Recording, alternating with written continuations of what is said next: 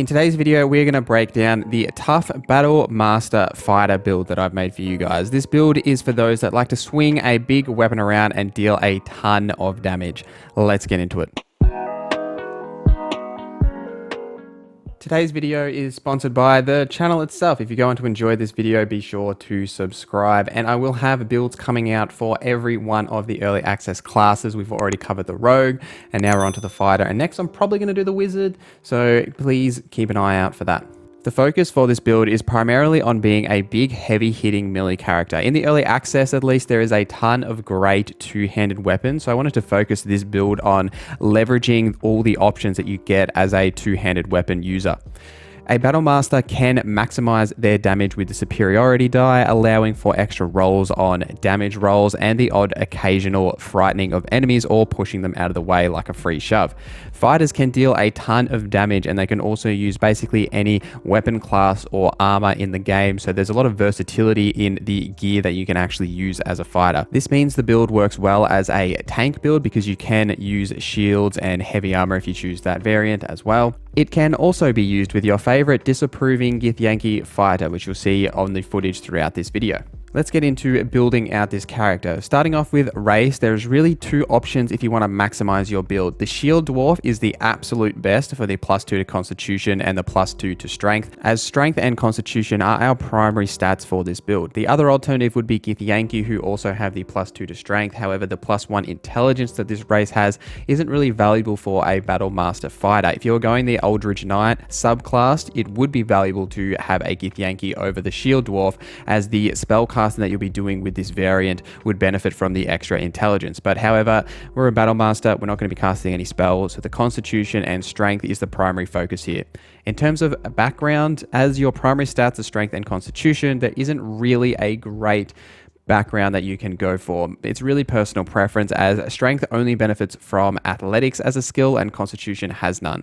This also translates to skills. The key benefit is to athletics, so as long as you're proficient in this, then you can really pick up your skills however you see fit, and it is just personal preference. However, I would suggest to avoid intelligence or charisma skills, as these are the ones we are lowering as part of our attributes. For attributes, strength is the primary, then constitution, then dexterity. Dexterity being the third option there for the extra initiative and armor class. The dump stats here being your lowest stats would be intelligence and charisma, as they're not valuable for this build. Having strength and constitution as high as possible at 17 to start with allows you to use the ability score improvement at level 4 to put both of these onto level 18 for the extra benefits. As you start leveling up, you'll start getting some of the great abilities that the fighter has. Starting with level 2, you'll get the action surge action, which allows you to push yourself beyond your limits and gain one additional action in that turn. This is great for finishing off enemies. If you do need a second swing at a target, you can also use this and then use dash to give you some extra movement in that turn, and then still be able to swing when you reach your destination. And you will also get to choose a weapon passive, and as we are using the two-handed weapons, the best choice here is the great weapon fighting. When you roll a 1 or a 2 on a damage die for an attack with a two-handed melee weapon, you can re-roll that dice and use that new re-roll. This is really valuable to try and increase the amount of damage you're doing per turn. Hopefully on the times you roll a 1, on your next turn you roll a 6 or whatever, you get that little bit of extra damage. At level 3, you get to pick your subclass, and we are going the battlemaster subclass. The battlemaster will give you access to the superiority dice. Between rests, you'll have 4 superiority dice to play around with. These dice are all d8s and are primarily added to your damage rolls, and you can also get other effects with them on the passives as well. You'll also get to pick between 4 class passives, and I suggest to go with the menacing attack, the pushing attack, and rally. In one of my playthroughs, I went the menacing attack, rally, and repost, and what I found is that repost isn't really worth the investment here. One of the issues is that it does trigger automatically, so you can't decide when you want to trigger it, so you could just waste a superiority dice on an enemy that has 1 health, as you only have 4 between rests. You probably don't want to be wasting them, and also it does trigger very rarely. It doesn't happen that often, so when it does trigger, it doesn't seem like it's really benefiting you in a positive way.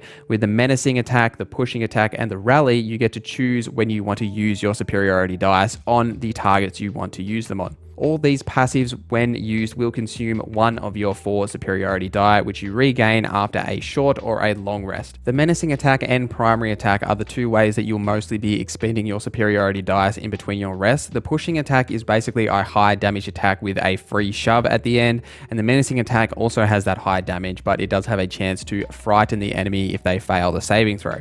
Pushing attack is more valuable from what I found, as the shove is more consistent, but the menacing attack is still worth using at the times that you need it.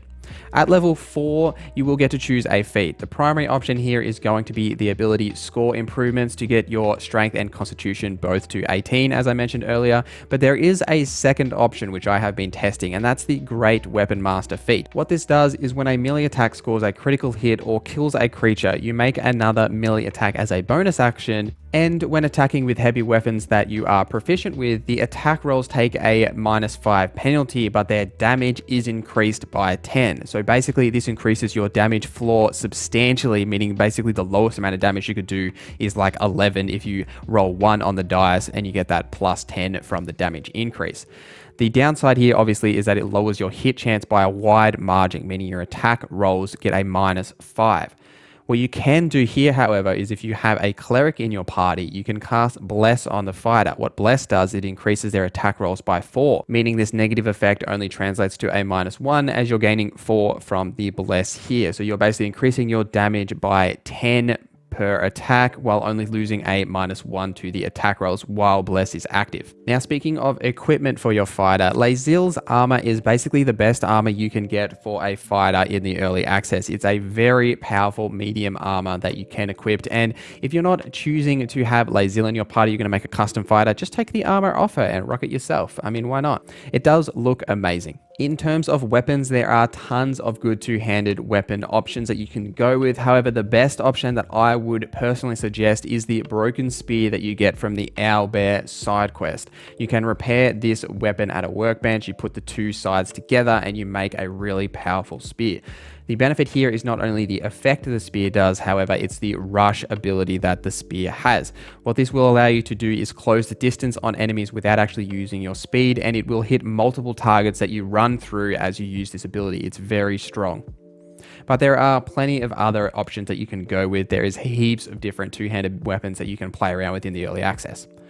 The main focus of this build is to get in melee range and focus down enemies. This is why the spear is the really valuable option for the extra movement and for the rush ability that it gives you. You can also close the distance by using your action surge action, using that extra action on dash, closing the distance to the enemy, and then you've still got an action to attack. If enemies are out of range, which in some cases they are and you can't actually get to them, don't be afraid to use your bow. You do have the menacing and push attacks for your ranged weapons as well that you can use if necessary, but I would suggest to save these for your big heavy hitting melee attacks with the two-handed weapons.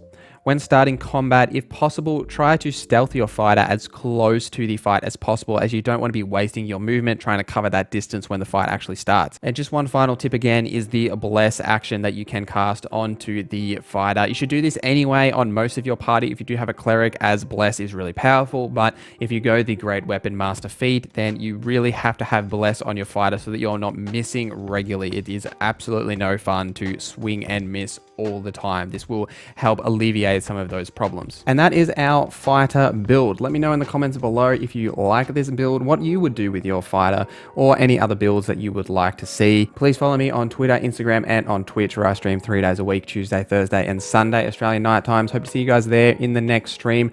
Thank you for watching this video. My name is Norza, and I hope you have a great day.